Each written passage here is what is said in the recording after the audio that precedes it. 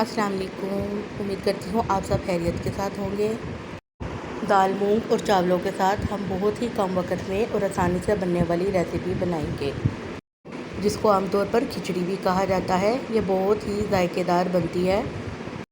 ना इसमें बहुत ज़्यादा मसाला जात का इस्तेमाल होता है और ना ही बहुत ज़्यादा अज्जात डाले जाते हैं।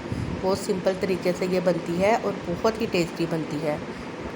अगर पेट ख़राब है या बदहज़मी की शिकायत है तो ये रेसिपी बनाकर ट्राई करें। ये बहुत आसानी से हज़म हो जाती है और बहुत ही हल्की भी है।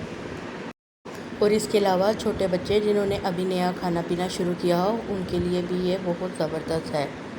इस तरीके से उनको बना के दें खिचड़ी।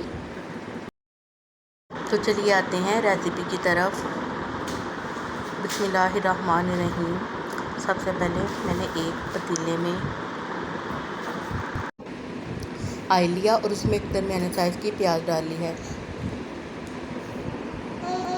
इसका लगाऊंगी मैं तड़का। तो प्याज को कर लेना है अच्छी तरह से ब्राउन। मुसलसल इसको हिलाते रहे ताकि इक्वली प्याज ब्राउन हो और कहीं से पका और कहीं से कच्चा ना रह जाए। अब देखिए प्याज अपना रंग चेंज कर लिया है, ये गोल्डन ब्राउन हो चुका है। और अब बारी आती है तड़का लगाने की। मैं इसमें शामिल कर रही हूँ बिल्कुल थोड़ा सा पानी, तकरीबन आधा गिलास पानी डाला है।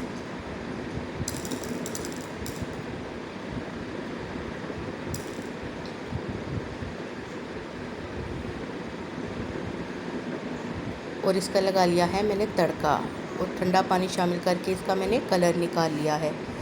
ये मूंग की छिलके वाली दाल है जो कि मैंने भिगो के कुछ देर के लिए रख दी थी।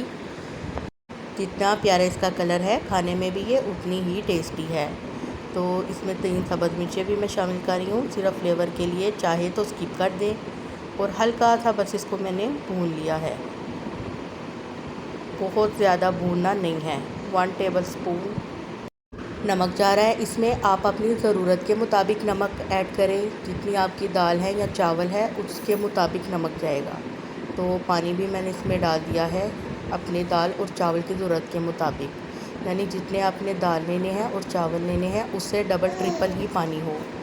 तो ये चावल भी मैंने भिगो के रखे हुए थे, वो भी मैंने इसमें शामिल कर लिए हैं।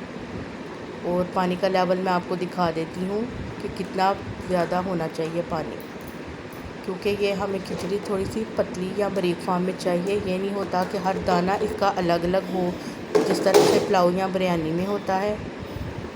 पानी चावलों के मुकाबले में बहुत ज़्यादा होना चाहिए।